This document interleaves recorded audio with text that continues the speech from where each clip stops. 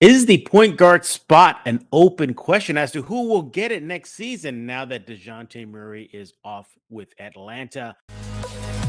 You are Locked On Spurs, your daily San Antonio Spurs podcast. Part of the Locked On Podcast Network, your team every day. Welcome back to Locked On Spurs on the Locked On NBA Network. I'm your host, Jeff Garcia, Spurs writer for Kens 5 San Antonio. Glad to have you back. Hey, thanks for making Locked On Spurs your first listen each and every day. Free and available wherever you get podcasts. No paywall. Go download it any way you can. And we're going to be discussing the point guard spot. I get it. It's perhaps a little too premature. The season's still months away. But nevertheless, the idea is coming up because of Blake Wesley. So far, perhaps the best Spur on the court out in Las Vegas Summer League. But is he going to push, guys like Josh Primo, Trey Jones? Is it even an open question? Is it Primo's to lose? We're going to be discussing that as well as get into a report that an end of an era could be winding down in San Antonio. Who is helping me today? He is Sweep the League's very own Rudy Campos. Rudy, welcome back to Locked On Spurs. Any update on your training? How's that going? Losing more weight? Thanks for having me again, Jeff. And still around the 219, 220 range. So right now is the time where I kind of just hit that wall for a little bit and just got to keep breaking on through like a juggernaut. Well, hopefully you will continue dropping those pounds and making us all look bad. Making us look bad, Rudy. They really are. I could never make you look bad, man. You've got the body of a god. So no, I don't. No, I don't. Have you seen my love handles? I hide it well. I hide them well. So it's all about clothing, a little bit of an extra jacket here and there. And no, they don't love handle. It's just jacket. It's just fabric. That's all it is. It's not fatness coming out of my sides of my gut here. But yeah, Rudy, the Summer League is well underway. Summer Spurs are 0-3, but, it's not a matter of record out there. It's a matter of player development. That's what we want to see. And right now, we talked about this yesterday in Locked On Spurs about Blake Wesley. He's been the most consistent Spur. Before we dive into that point guard spot, what are your takeaways from Blake Wesley? Are you making much to do about nothing because it is just Summer League, or do you think there's something there that the Spurs have? Well, you know me, I can probably be a Debbie Downer most cases, and Blake Wesley is actually playing really, really good. Probably better than expected when it comes to where he was drafted by the Spurs. But the thing we got to understand, it is Summer League. I do get that completely. He's averaging 18.7 points a game, leading the team in scoring. But again, when we've talked to him in the past before, like when they drafted Blake Wesley, it's his motor skills. He's got to learn to control himself. Once he plays under control, you're going to see a lot more improvements. I mean, he's not even shooting 40% from the field. It's just, it's just Summer League. I don't take a whole lot into it other than the fact that he's playing above expectations for the San Antonio Spurs. Yeah, and the guy is not afraid to shoot. That's for sure. Yeah, he can't pass up a shot that he doesn't like, and I think he needs to work on that shot selection. Definitely needs to add some size to him. He's getting to the rim. It's just a matter of finishing and absorbing contact. That'll come in time. You look at what he's done so far. We went to the shooting. He's showing that he can hit the outside shot, something that he supposedly, said that, oh my God, my shot is so horrible, but could have fooled me. The way he's shooting out in Las Vegas. But with the departure of DeJounte Murray, this does leave the open question of who will be the Spurs starting point guard next season. I get it way too soon, way too early. Again, season's not months, it's not for a few months more away, but the candidates right now are Blake Wesley, Josh Primo, and Trey Jones. Now, Primo likely will not play in the team's final game now that he's under health and safety protocols. He's played. I know he's played 2 games out in Las Vegas, but I say a game and a half because he really didn't come on until late in that second half in that first Summer League game. But nevertheless, are we making too much of nothing that Primo didn't really have that good of a showing out in Las Vegas in those 2 games? But he did though. But he did for that second half. But it's so weird. Yeah, and the thing, I get the hype. We haven't had basketball in a while, so now you've got a good look at the young guys in the summer league, and you've got guys making a stamp left and right, not just for the Spurs, but other teams as well. Just take it for what it's worth. Primo coming in, like you said, about a game and a half. He's averaging 15 points in that. A little bit of time that he's played. I wouldn't take too much into it. I mean, it was Primo being Primo. He's gonna have his solidified spot on the roster, whether it be the starter or not. It's you can't take a whole lot out of summer league, and it's basically a glorified workout session for these guys, really. It really, or is it, let's go ahead and dive into it now. Sure. No Murray, open question. Who is the PG? Um, is it Primo's to lose, or is it somebody else? Wow. Okay. So after you and I were talking about this, as far as what we're going to talk about, I really stepped aside and said that, to be honest, right now, and it's not a popular pick, but Trey Jones is your starting point guard as of right now. I think it's going to come into the offseason workouts, how these guys perform in front of the coaching staff, what Pop sees in the coaching staff. I think Trey has the advantage just because he's got the veteran, he's got all the skills you want at point guard. He plays more controlled when it comes to all three guys. And I think that's something that, as a young group, that you're going to have a lot of young starters, and you're going to need some control at the point guard position. Eventually, I think Primo works his way into the starting lineup to be the starting point guard, but I still feel him as the two guard right now, getting a feel of how to run the point. So you might see a lot of DeJounte, Derek White type backcourt when it comes to Trey Jones and Primo. Yeah, Trey Jones definitely is the steadier hand, the quote unquote veteran. I mean, was he third year in the league, his junior season? So, but I mean, that's how Yeah. young the Spurs team is. So, and he's shown that he can handle the spot, especially last season when DeJounte was out late in the second half and Jones stepped in admirably. But Coach Johnson, Mitch Johnson out in Las Vegas, did say that Primo is the modern day guard.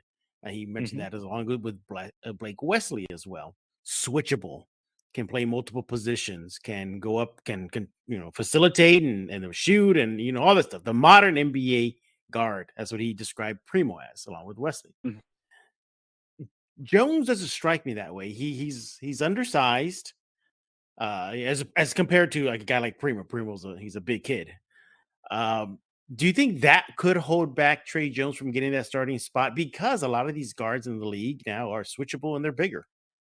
Most definitely. I mean, right now it's positionless basketball in the NBA. I mean, you could see a 6'6" guy playing the center position just because he can spread the floor and play big at the same time.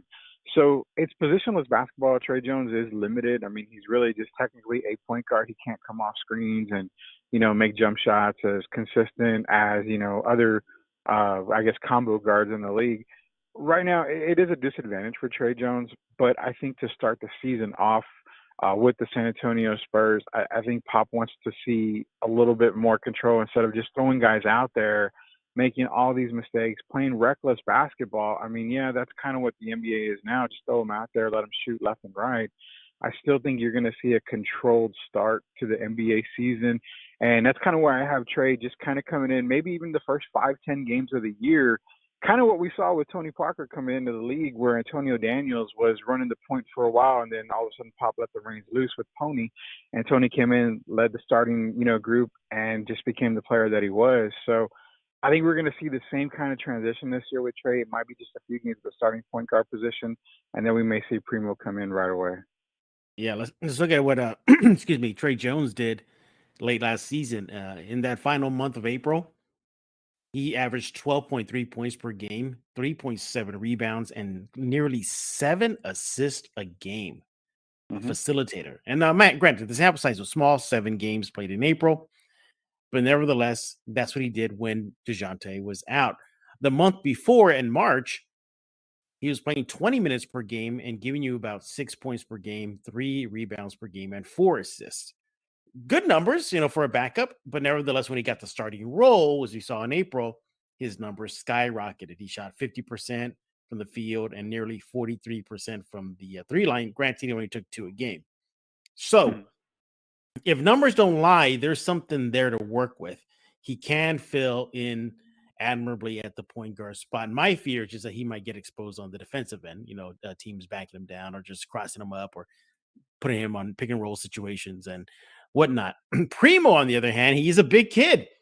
We know, I called him like the Spurs version of young Vinny Microwave Johnson. He can cook fast. We saw that in game 1 of the summer league in that fourth quarter where he just went ballistic and scored with 11 points in seconds. I mean, I'm exaggerating, but that's how quick he is for offense. If this is a rebuild, do you think there is an argument that Primo should get that starting nod if this is all about moving forward in the future? And Rudy, hold that thought. I'm going to get your thoughts about that and much more in just a second. But I want to talk to you about Rock Auto. This episode is brought to you by Rock Auto. With the ever-increasing numbers of make and models, it's now impossible for your local chain auto parts store to stock all the parts you need. You have access to computers at home in your pocket. Go to rockauto.com right now. Save time and money when using Rock Auto. Don't go spending up to 30, 50, even 100% more for the same part from a chain store or car dealership. We can just simply go to rockauto.com. It's a family business serving do-it-yourselfers for over 20 years. Those Rock Auto prices are reliably low for each and every customer. Go explore their easy-to-use website today. Find the solution to your auto part needs. Here's what you got to do. You got to go to rockauto.com right now, see all the parts available for your car or truck, and write lockdown to there. How did you hear about us box so they know that we sent you? An amazing selection, reliably low prices, all the parts your car will ever need, rockauto.com. We're back with Rudy Campos right here on Locked On Spurs. He is with Sweep the League. Follow him on Twitter at Sweep the League, and we're talking about the starting point guard next season. We're talking about Josh Primo just a little while ago. What about that idea that if it is a rebuild and you want these kids to flourish, throw them out in the fire to see what he can do? 100% accurate on that comment. If this is a true rebuild, then Trey Jones is your backup point guard, hands down. Don't even have a point guard competition. So Primo would be your starting. But if this is a rebuild, which I would believe 99.9% reassurance that it is a rebuild, then that's what it needs to happen. It needs to be where these kids just go out there, make the mistakes they're going to make, allow them to play the way that, that not that they want to play, but allow them to play a new style of Spurs basketball where we're seeing the youth take advantage of all the minutes they're going to be given. But again, it comes back to that question of coaching. Have we ever really seen, Pop, not necessarily in this situation, because we really haven't seen him in this situation during his entire coaching career, but are we really going to see Pop let go of the reins and understand that this is a young team? They need to learn and allow them to play free basketball without any repercussions, because we've seen Pop's doghouse being brought on a lot of times with players. Is he going to be the same kind of coach, or is he going to say, okay, you know what? This is a brand new team, a brand new era of Spurs basketball. Mistakes are going to be made. I'm going to understand it, but I'm going to teach them rather than berate them. Look, if Pop wants to win, and I'm pretty sure he does, then you insert Trey Jones. As simple as that. Exactly. Steadier hand, a better facilitator, a true point guard by definition. And there's that chance. Brian Wright did speak to ESPN during a recent broadcast of a summer league game and said that each and every guy, and he didn't single out just the rookies or the second years, he said everybody's going to get their shot to shine. That includes Trey Jones. But we'll see what he can do. But then there's Blake Wesley, who's at least, again, I get it, it's summer league. And, there's lack of chemistry among the team. There's newness of it. There's defenses aren't quite as tight as in the NBA.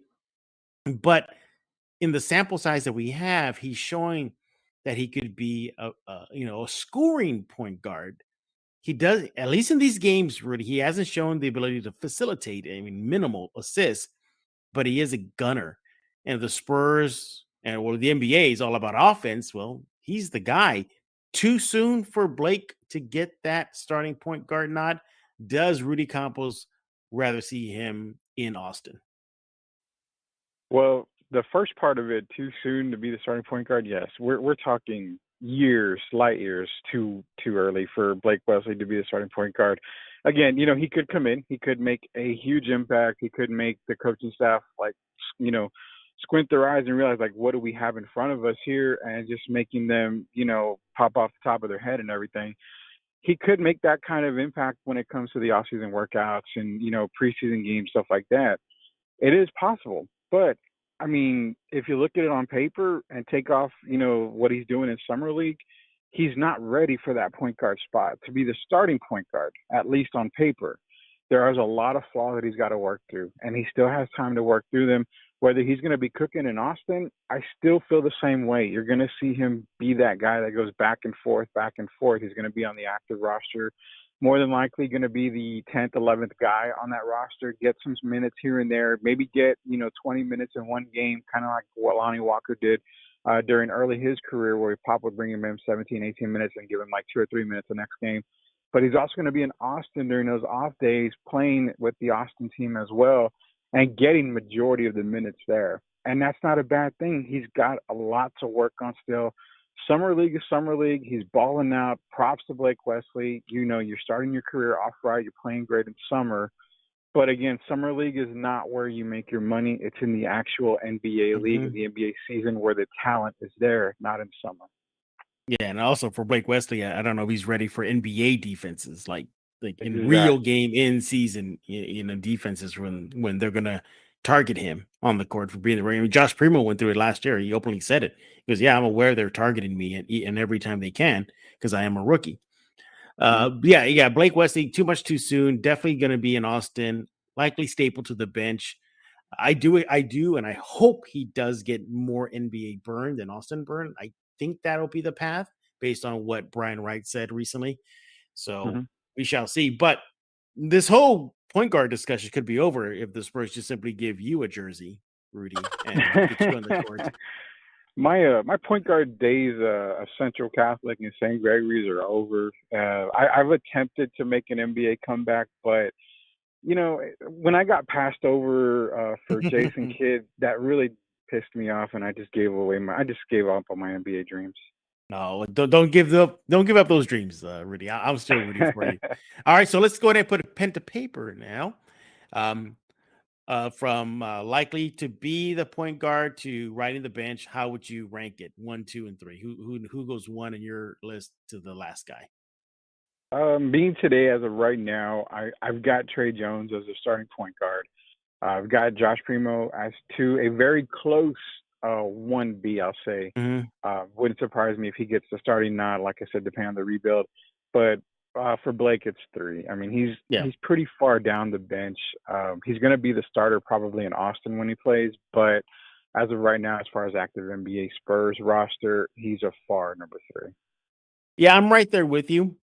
I think that's about right. I think that'll probably be your starting unit or starting point guard, I should say, when the season starts. Would not be surprised if Primo slides into that one spot. I can see the Spurs. I mean, well, then again, Mitch Johnson said that, that Primo is a modern day guard. So it's not unfathomable to see Primo play the 2 along with Trey Jones at the 1. I mean, that is possible. But if we're just talking about the 1 spot only, then yeah, I think right now it's probably Trey Jones's to lose and followed closely by Primo, simply because he has a different and unique and physically just bigger guy than Trey Jones. I'm not downplaying what Trey Jones is as a pro. He's a great guard, but is he better suited as the backup guard coming off the bench, leading the second unit, or in the first unit? We got a sample of that last season when Murray was out. We'll see if Trey Jones can definitely do that moving forward. We're talking with Rudy Campos right here on Locked On Spurs. He's with Sweep the League. Follow him on Twitter at Sweep the League. When we get back, we're going to be talking about the end of an era, possibly in San Antonio. But before we do that, I want to talk to you about Bet Online, your number one source for all your betting needs and sports info. You can find all the latest sport development and league reviews and news, including this year's NHL playoffs and Major League Baseball. BetOnline is your continued source for all your sporting wagering information, including live betting, esports, and scores. I'm pretty sure they have the odds on whether Rudy Campos will make his NBA comeback. Just go to betonline.net right now. It remains the best spot for all your sports scores, podcast news this season. They even got stat lines or betting lines on it. Becky Hammond will return to the NBA. What free agents could the remaining ones could land in San Antonio. BetOnline is the fastest and easiest way to check in on all your favorite sports events, including MMA, boxing, and golf. Head to the website today. Use your mobile device to learn more about the trends in action. BetOnline, where the game starts. We're back with Rudy Campos right here on Locked On Spurs, and we're discussing the latest and greatest with your silver and black. Now, before we get into this final topic here about the end of an era in possibly in San Antonio, your thoughts on the Classic Edition ABA throwback jerseys? I know you're loving it. Oh God, I think saying I love it is an understatement. I actually talked to my wife. I said, "Hey, birthday's coming up in August. I've got a list of names that I want on custom jerseys." So when she finally got to page 5, she was like, "Wow, okay, let's see what we can do." So I'm coming out with a lot of throwback jerseys, a lot of them. Yeah, those were nice. The shorts, very classic ABA early Yeah, Spurs days. The first class, that was the first class of NBA Spurs. Those were the Spurs, the uniform that they were wearing. That was it right there. There have been some yeah. fans that are already griping about it. They're saying that the words San Antonio across the chest is too close to the numbers. I've heard that. I've seen that the self tag takes away from the overall aesthetic of it, but it is the NBA, and that's just the way it is here with advertisement. But nevertheless, yeah. Everybody's gonna be pissed off about something. Like they got to gripe about something. Just accept the fact that you're getting a throwback jersey and shut the f up. Like for real. Hey, Rudy getting all ticked off at fans here. Yeah, but they were nice though. I liked them a lot. I thought they were just sweet. I actually been campaigning for those to come out before these Fiesta jerseys because I think these young kids, young Spurs fans, thought that there was a Fiesta jersey back in the day. There never was. It was just No, Fiesta warm-ups, but there was not a Fiesta jersey. that's So I just the thought colors. it was That Fiesta was it. colors, right? Yeah. And I was thinking like, okay, well, then if we're gonna do a true throwback, then a true throwback is what we're seeing now, the classic edition. But yeah, but Mhm. I'm right there with you. I think they're excellent. I hope to get one too. Coming out in September. So fans are gonna have to wait a little while longer to get hands on those uniforms and more. But yeah, let's talk about a report that surfaced via Bleacher Report that we could be witnessing the end of an era in San Antonio. That is shooting coach Chip Anglin is being reported that he will exit the team following the end of his current contract. Didn't really say how long that contract is for. Uh, didn't really say if he's retiring. It just said he's just going to depart the Spurs. Could he land somewhere else or Mhm. retire? I did reach out to the Spurs for a response. Shocking, got ignored. But nevertheless, your thoughts on what possibly could be the end of an era in San Antonio? For every Spurs fan out there, to every guy that's covered them, like you and I, for the media, we hope Chip's contract ends in like 2045. I would hope that they signed him for that long. But to be honest, it's kind of the way everything is falling into place for San Antonio. The big three exited. You've got Becky exiting. You've had coaches move on from Pop's coaching tree to go and become head coaches. It's really just part of the game, and it's truly understandable. Chip's built a lot of players here in San Antonio. Mhm, He's gotten them, Tony Parker, Kawhi Leonard, the unspoken one, basically. mhm. We've seen their games go from, not saying mediocre, but great to just unbelievable. And a lot of it has to do with Chip on working with their shooting. With this group of rookies coming in and young guys, they definitely need to work on their shots. I'm sure Chip's going to be there this year. But after that, I mean, it's kudos to Chip, man. I mean, 2005 is when he started his Spurs career. You're Mhm. talking 17 years with the team. It's no shocking that he may want to move on, may want to go to a team that has championship aspirations, help them win as well. Or if he rides into the sunset along with Pop, then I would say by all means go for it. Enjoy the rest of your life and do us a great journey. But I think he ends up leaving as soon as Pop leaves. So that's kind of Yeah. where I feel at least at the end of his contract, it's whenever Pop's ready to go, I think Chip's ready to go too. Yeah, it's just another sign that times are changing in San Antonio. We seen them trade off. assets, young, promising assets. DeJounte Murray. We're seeing coaches leave. We're now seeing, I mean, practically a staple in San Antonio. Yeah, Chip England leaving. I mean, he's out with the guys every single pregame, shooting with them, teaching them from Matt Bonner to DeJounte to LaMarcus. I mean, I've seen it, and he drills them and drills them and drills them until they get it. Recently helped Keldon Johnson. I mean, Keldon Johnson was like overnight. He was like the worst 3-point shooter in the league, and then last season, and then obviously he became one of the best. So obviously proof is in the pudding. But yeah, if this report is true, and I don't see no reason why it would not, but it definitely Why would do you? be. I would say, why do you not cut you off? But why do you think fans get so uproar about it when the news comes out? And the only reason why is because previously from the Spurs, Chip was an assistant with Denver and Detroit, In I Detroit, believe. So yeah, I mean, yeah. you're talking 20 plus years in the NBA, and then another 10 years or so playing overseas, and even a couple of leagues in the U.S. I mean, that's a long basketball career, and 20 years is usually that retirement time. So he could just Well, be he's retired. I 61. didn't understand the uproar.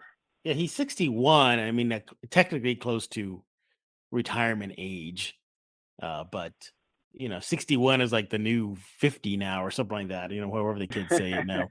So I Yeah, think that's why too. And but yeah, again, it's just I guess also too, fans are seeing this as another sign of the glory days really being over. Like the nail in the coffin, little by little. Obviously, the biggest nail in the coffin will be Pop's exit.